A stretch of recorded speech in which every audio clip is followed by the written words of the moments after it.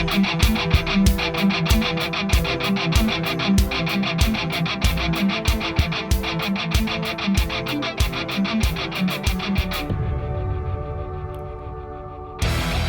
is Jerome Corsi, and today is Wednesday, May 3rd, 2023. Thank you for joining us again at thetruthcentral.com. We're broadcasting a podcast every weekday. Let's get immediately into the first story today. Again, we've got a lot to cover. The Federal Reserve Open Market Committee is meeting today. That's the committee that sets rates. They basically are, I think, going to do another increase of 25 basis points, which is a quarter of 1%. That'll put interest rates up to 5.25%, which is, again, the highest they've been in years. And the inflation is really not stopping. If you take a look at the inflation, it had been relatively stable through much of the past few years. I mean, we had very stable inflation through the Trump administration. It basically stayed in the range of 2%. But then under the Biden administration, it started to accelerate. It reached its highest point of about 8%, about mid-year in 2022. And right now it's down to about 5 or 6%. But again, food, services, goods, and energy has been down a little bit because of the depressed economy globally, less demand. The interesting thing about this inflationary period is it's driven not by demand. In other words, usually when you get an inflationary period, it's because the economy is heating up.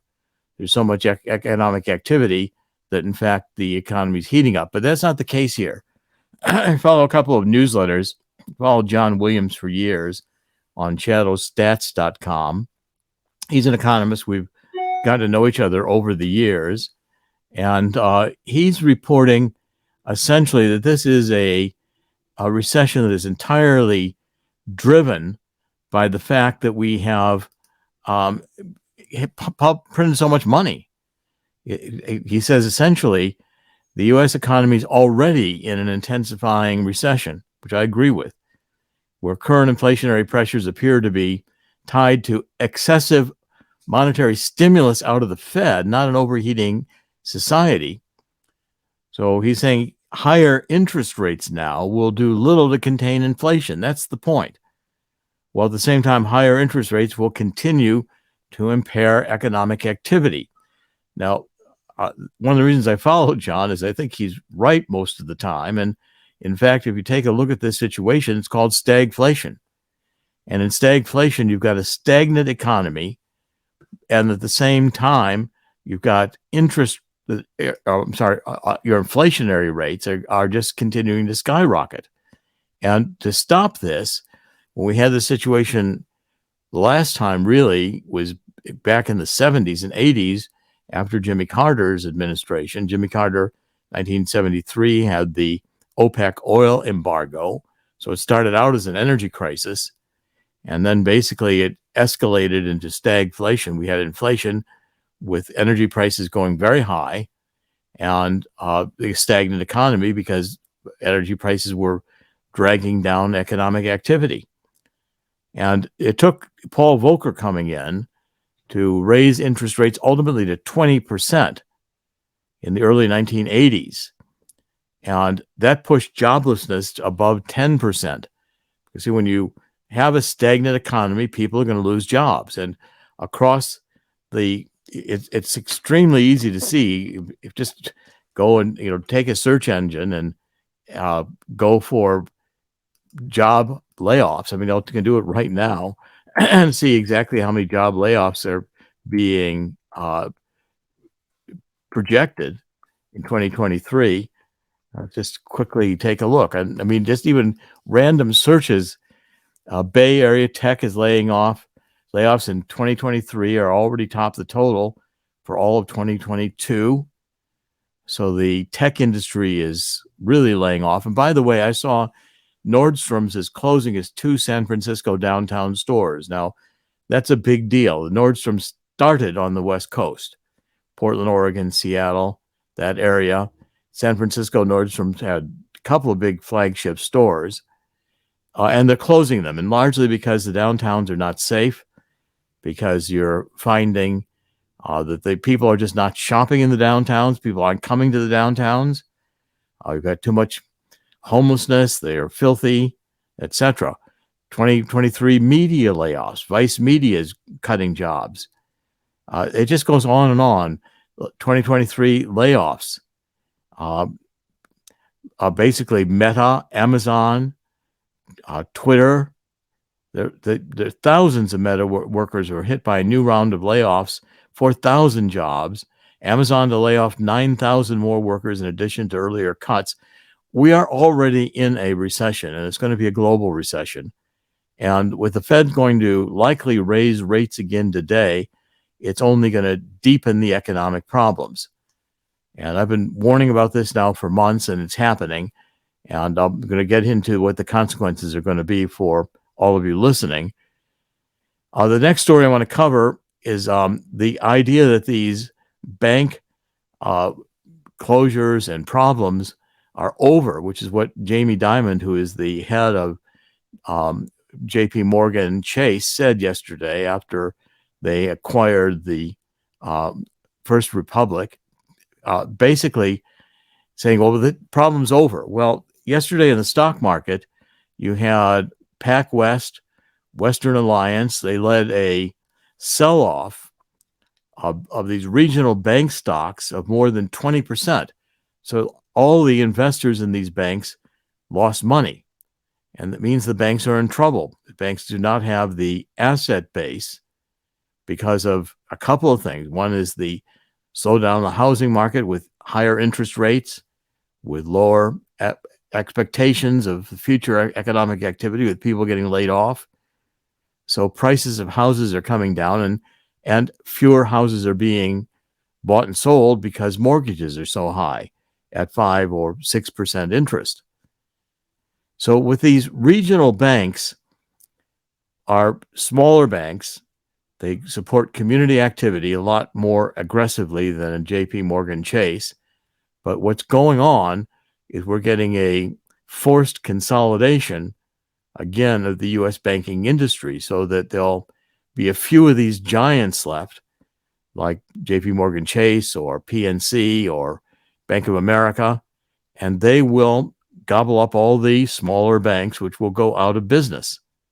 We've already had more banking failures in terms of assets that have failed this year than in 2008, and we're only here now in May.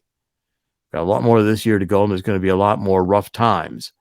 PacWest, Los Angeles-based PacWest, lost 27% of its stock yesterday, value, ranked 53rd among U.S. lenders with $41.2 billion in assets at the end of last year. Phoenix-based Western Alliance, the number 40 bank with $68 billion in assets, lost 15%. In Cleveland, Ohio, KeyCorp, the 20th largest bank, fell 9%. Comerica, a Dallas, Texas bank, ranked 37th among lenders, $86 billion in assets, fell 12% its stock yesterday. Columbus, Georgia-based Synovus Financial Corp, $60 billion in assets, 42nd largest bank, lost 7%. These are big banks. And when their stock is going down, it's the prelude to them declaring that they don't have sufficient asset strength to continue in operations. And that's a prelude to either a run on the banks, although it seems that Janet Yellen is saying that even uninsured deposits are going to be protected. We'll see how long that lasts. In other words, over $250,000 in a bank. I believe that's the current FDIC limit of protection. At any rate, this is a contraction. I compare it to a controlled explosion. When they blow up a building and you see the floors collapsing one after the other. Well, this is going to be a controlled collapse of the banking industry, and it's going to be very painful. What does it mean? It means this is going to be another factor contributing to the recession, which is just getting going. And we're doing this recession is almost suicidal. It's again a combination now of an energy crisis because of going to this green route. And I'm going to cover this a little bit later. I wrote an article on this yesterday, which we're going to cover. But the idea of going to wind and solar to power the U.S. economy means we're going to have less economic activity because wind and solar are more expensive. They're not as powerful. And our economy has depended upon having cheap, available, abundant oil, natural gas, hydrocarbon fuels. If we're not going to use those fuels and say we're going to force ourselves into green energy just by spending billions or trillions of dollars on solar and wind plants, that's been tried before. Obama tried it. What we had was failures of these plants because they don't work on large scales. It was Solyndra, if you remember the big Solyndra failure. And again, we are not in a strong position to switch the entire 85 or 90% of our economy, which runs on basically hydrocarbon fuels. Wind, solar amount to about 12 or 15% of our total energy supply in the United States. And being realistic about it, we're not going to switch overnight to 60 or 70% wind and solar. It's just not feasible. It's not going to happen. And it's going to be very painful making the transition. So these are the first two stories I wanted to cover. Chris, my producer, do you have any comments about these two as we get into it today? Absolutely. And I put this one up earlier because you were talking about it. I wanted to kind of preview this third story about how we're going to need to be dependent on China moving forward and other areas. In fact, just yesterday, they've been doing this for a while, but just yesterday there was a House committee hearing on the needs to mine for rare earth materials, or as they call it, critical minerals now. And that's another new word or another term for it. The idea is China is trying to control that market. Remember, Right. they moved into it. They were moving into Afghanistan after we left. They have their own issues. They want Taiwan. Africa. I mean, Africa, yes. China and Russia are both in expansionist mode right now. And let's cover the story. I mean, thank you. What the story is about is that the House passed a bipartisan bill to impose tariffs on Chinese solar panels. See, the way the solar industry works, and one of the reasons Solyndra went bankrupt was we thought under the Obama administration we're going to have a huge windfall making all of these wind turbines and solar panels. And a lot of companies were saying, well, we'll get in that business. By the way, about 80%, I think it was maybe even higher than that, Peter Schweitzer in the Government Accountability Institute in Washington did a study of Obama's energy programs and found that a huge percentage of the money went to Obama's 2008 campaign committee fundraisers. And so therefore, it was a payback. Nobody went to jail when those companies went bankrupt. Now, what happened was that China decided to start making solar panels. And China today controls the market for solar panels because they can make them so cheaply. China controls 80% of the world's solar panel production, a figure that hasn't waned as Biden spends billions of dollars, hundreds of billions of dollars on green energy subsidies intended to give the United States the ability to compete with China. Instead, U.S. solar companies have been flooded with increased demand and have turned to China to satisfy it. I'm just reading basically the news today. A reimposition of China's solar tariffs would cost U.S. developers at least $1 billion in retroactive fees, prompting solar executives and trade groups to publicly stress their need to maintain a free flow of cheap Chinese goods. See, the reality is the solar industry can't function if it doesn't have cheap solar panels. And China can make them cheaper than anybody in the world. So you've got now trade associations like the Solar Energy Industries Association which on Friday issued a statement that the United States cannot produce enough solar panels and cells to meet the demand. Well, we could, but it'd be at a very high price. The American Council on Renewable Energy, which is, again, a green organization, said that Chinese tariffs would have a devastating impact on the U.S. solar deployment. Thousands of people given hundreds of millions of dollars in projects at this company. They're talking about SOLV Energy. Basically, these good companies that are in China producing these goods are necessary for the solar industry to function at a competitive price. If solar energy has to depend on U.S.-made solar panels, it's going to cost billions of dollars to get those panels produced. They're going to be more expensive, and solar energy is going to be more costly. Storing the solar and the wind power, which takes batteries, is one of the major defects of renewable energy. And without a solution to that problem, the cost of storage and the rare minerals, whatever we want to call them, that have to be mined, we are going to be in a situation where this economic transition, the energy transition, as they want to call it, to green and solar and wind, it's just not going to happen easy, and it's going to be very expensive, and it's going to cause more economic turmoil because we are repeating what happened in under Jimmy Carter. Got an energy crisis going on, and at the same time, Russia's cutting off natural gas to Europe and the EU in response to their imposing sanctions for the Ukraine war, trying to cut Russia off from banking access in the West. Russia, of course, retaliated by strengthening the ruble, backing it essentially with gold, and demanding that its oil be bought or natural gas be bought in rubles, their currency, not dollars. So again, this is a cascading, compounding crisis, which is 1973 plus 2008, 2009, which was caused by the crash in the subprime real estate market. Now we've got a crash going on in the housing market and in commercial real estate. A lot of the commercial real estate in the major cities are 40 to 50% vacant. That means the buildings are overvalued.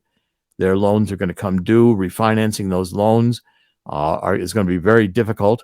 And if the buildings go bankrupt, the banks have again bad loans, which they can't get serviced because the building owners don't have the revenue to pay the service of debt service on the mortgages, as it were, taken out to finance those commercial buildings. This cascading economic impact is going to mean that a lot of people are going to lose their jobs. And it's increasing the urge to work from home and be independent, to find ways to generate income independently. But with the banking system collapsing, we're also going to be pushed into digital currency, central bank digital currency. And again, it's another engineered crisis, as it were, which is going to result in losses of freedom, because with digital currency, the federal government will be able to manage every penny you spend and monitor it and cut you off if they don't like what you're doing. So we're basically in a period of time that's going to be extremely stressful. And my first recommendation is to pay off debt. My second, which we're going to talk about in a minute here, is to get tangible value. I think gold is going to be, and silver are both going to appreciate substantially. Chris, you want to put up the Swiss American? I'd like to let you comment. Swiss America is one of our sponsors. They've been with me for over 20 years. And they have this Walking Liberty $50 offer, which is a very good offer. If you go up to our sponsors on the black tab in the homepage and click down, you'll see our sponsors. Click the Swiss America and fill out the form. If you do that, Swiss America will contact you. You'll have the ability as a first-time customer to buy up to 250 of these $50, which are not minted any longer. They're about 90% silver. And I think silver about $30 an ounce right now should double faster than gold, which is about $22,000 an ounce. Silver is going to be a very good asset to own, and it's a lot cheaper. With Swiss America, if you want to own coins or if you want to own gold or silver bars or however you want to own it, you'll get actual tangible value. What can you do with it if the dollar depreciates? Well, then your gold and silver will be worth more dollars. That's why it's going to double in price. If you have gold and silver, you'll be able to survive, and it's a store of preserving your current purchasing power so that in the future, if the dollar weakens, you're not caught with having a weaker dollar, having to pay 2 or 3 times the number of dollars for what you're currently paying less for. And when that involves food, when it involves basic living services, food, housing, etc., which is all going to get more expensive, might be a good idea to have some tangible value. Chris, any comments? If you look at the charts here on the Swiss America page, you'll find that gold has been uh, jumping around a little bit recently, but definitely peaking very high. Keep an eye on what it's been doing recent days, and same thing with silver. If you noticing these things as the banks collapse and the bank problems, the inflation issues persist, we can see precious metals, things you can hold on to physically, do much better. That's what's going to happen. And it's in the process of happening right now. I mean, I think you're going to see it's not necessarily that gold's going to take off and skyrocket. I mean, it's going to take, again, a little while for this to develop. It did in both of the 1973 and 2008, but gold did double and silver did double each of those crises. The gold will benefit. Unfortunately, when we go through an economic period of crisis, the people who will benefit are those who have tangible gold and silver value. And it'd be a good idea for everybody to think about that now. If we, just follow the economic news today, and it's pretty depressing. I mean, it's not necessary that we go through this. Gold is, by the way, trading right now at about $2,020. So it's broken through some of its resistance levels in technical charting, which means that likely gold is going to continue to rise. As it breaks through these resistance levels establish a trading range for a stock. And when it breaks through either high or low, it's going to a new range of resistance levels. It's kind of a technical analysis of stock trading, which has been in vogue for a long time, over 100 years, 150 maybe. Okay, let's continue with this because I want to cover a couple more stories very quickly. I wrote an article on American Thinker, and the article has to do with again, green energy. But the point I'm making is that in this article, if you take a look at the real purpose of the green movement, the real purpose of the green movement is to depress economic activity. It is a Marxist movement. It's been taken over by the Marxists. Now, we covered in previous podcasts this Mark Mills, who was a senior fellow at Manhattan Institute, and he published a report about the energy transition delusion. And that report said that if we're going to really try to get to net zero emissions, it's going to mean a reduced standard of living for the world. He put it in some very simple terms. He did a video in which he showed just how electric vehicles use up a lot of hydrocarbon fuels. They just transfer that away from the car itself to the production of the batteries and the energy needed to produce the electricity. So producing the batteries takes an enormous amount of these rare earth minerals, and they take tons and tons of it to be mined, which involve a lot of hydrocarbon fuels. Same with generating the electricity. The electricity is still very dependent on hydrocarbon fuels to be generated. So you're really not saving anything with these cars, because if you take a look at the net emissions of the entire production process, you have very intensive hydrocarbon expenditure of energy to produce these electric vehicles and keep them running. But this article I wrote is making the point that the green movement understands this, though at least those in the leadership of it. I think even the United Nations Intergovernmental Panel on Climate Change realizes it. They just want to control the science debate. So when they say carbon dioxide has to be eliminated, we have to eliminate hydrocarbon fuels, they don't want that issue debated. That's supposed to just be truth, even if it's not true. It's what they, in their utopian visions, they want it to be true. It's like John Lennon. Why can't we imagine a world without God? Well, you can imagine it if you want, but this world has God in it. We human beings are wired to anticipate a religious experience, and it's a reality. And so therefore, these imaginings are delusions, and the idea that we can simply transition is a delusion. Well, I focused on, there's now a book called Marx in the Anthropocene. The Anthropocene is what these radical environmentalists call our current age. In other words, we're anthro from the ancient Greek word for human, basically, is we are the own cause of our destruction. We're going to bring about our own extinction because we're burning hydrocarbon fuels. I mean, the argument does not make sense scientifically. That's where I wrote the book, The Truth About Energy, Global Warming, and Climate Change.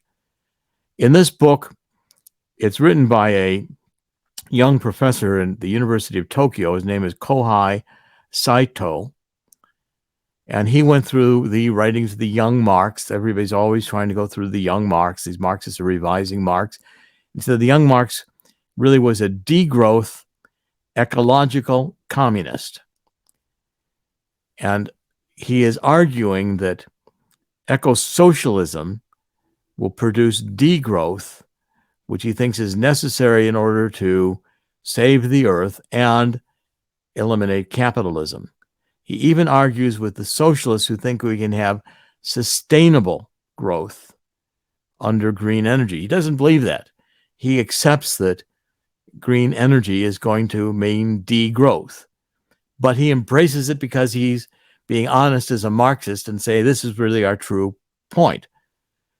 So in the last paragraph I write, after years of the radical eco-left preaching the evil of hydrocarbon fuels, we have higher energy costs caused by the systematic implementation of this solar, wind, battery technology, which Mark Mills proved makes no sense given the rigors of economic activity, energy dynamics, or climate science.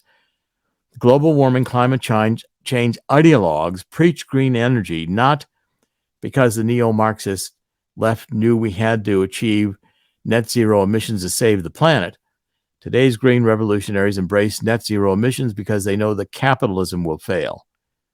Not because the world's workers are going to unite, but because advanced industrial societies will collapse without abundant, cheap hydrocarbon fuels.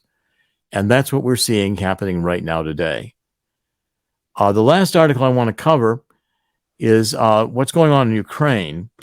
And I'm cautioning everybody that just like the economics are pretty frightening right now and not going to get better, certainly not anytime quick, you're going to see the same kinds of problems with Ukraine. Russia's going to continue the war. And this article, and also China will eventually attack Taiwan. Now, what's going on right now is that we're sending $300 million more to supply military equipment to Ukraine. I'm not sure how much of that will get stolen, but it will. And we are fighting a proxy war. The Ukrainians are fighting it, but they're using our weapons, our military backup, our money. And it's essentially we're fighting Russia, and Russia knows it. Now, what's going on in the war is that Russia's been launching a series of missile attacks and drone attacks. The drones are made by Iran. Iran is now in a partnership with Russia and China. The BRICS nations are getting together. Brazil, Russia, India, China, South America, 19 countries want to join them. They're going to de-dollarize. They're going to not use the dollar as the reserves currency. So over the weekend and continuing to today, Russia's just launched a whole series of missile and drone strikes. And evidently, the Ukrainians are retaliating with some drone strikes. There was a huge oil depot in Crimea, which is down by Sevastopol, at the southern on the Black Sea in Ukraine. That's a port that Russia needs that port in order to have access to the Atlantic through the Mediterranean Sea. And this oil fire, now they're attacking, Russia's been attacking the energy resources of Ukraine. They've also been bombing the cities. Russia's been devastating these cities, making them uninhabitable. Now Russia's also doing even drone attacks and some missile attacks on Kiev. When Russia goes after Kiev, this war will come to an end, I believe, because when Russia takes Kiev, that's going to probably be the end of the Ukrainian government. And it's constantly risking going to a nuclear confrontation. Russia is mobilizing additional conscripts, and the war is escalating, and we'll continue to follow it. Now, I want to end with, Christopher, you'll show our second major sponsor. We're bringing on new sponsors, and we'll have more to talk about next week. But the My Vital C, which is it's a remarkable molecule, carbon-60. It is a molecule of 60 carbon atoms in a cage structure around a nucleus. And it's taken with olive oil. You have to make it soluble for humans to be able to digest it. It's good for human consumption. I prefer it in olive oil. It also can be done in avocado oil or coconut oil. But the molecule is an energy molecule. It has longevity properties. It's got thousands of studies of this in scientific studies. It's being looked at for a lot of medical applications, although it does not have any FDA approval. It is a supplement. You don't need a prescription to get it. If you go to our website, you can simply click any of the buttons and be able to buy the My Vital C that you'd like. And it also comes for cats and dogs. And I've been taking it for 4 years. It has skin products. It has hair products. I've been using all of the products. They're just, I think they're tremendous. And I encourage you to try them. Just go to the website, read the material there, click the kind of bluish purple, buy here. You'll go directly to the My Vital C store and be able to buy what you want. And dogs and cats love it as well. The humans that have tried it, I've found an enormous number of people that I've introduced this to just find it to be something that they love and can't do without. So give it a try. Chris, any final comments before we wrap up? I do like the expression you used when you talked about how the $300 million in aid going to Ukraine and supplies, how much is going to get stolen? You mean falling off the back of the truck, that sort of thing? Oh, yeah. Right. Yeah. It's astounding to see how much money is going to Ukraine. There's a mentality going around though, amongst people in the elite circles and, of course, in social media circles, wanting to be on something called the right side of history. So the idea is it doesn't matter what we do, print money up, destroy the banks, throw money in several different directions, as long as it's perceived by the public, or at least the powerfully voiced public, your super mega movie stars, that sort of thing, or people who are called influencers these days.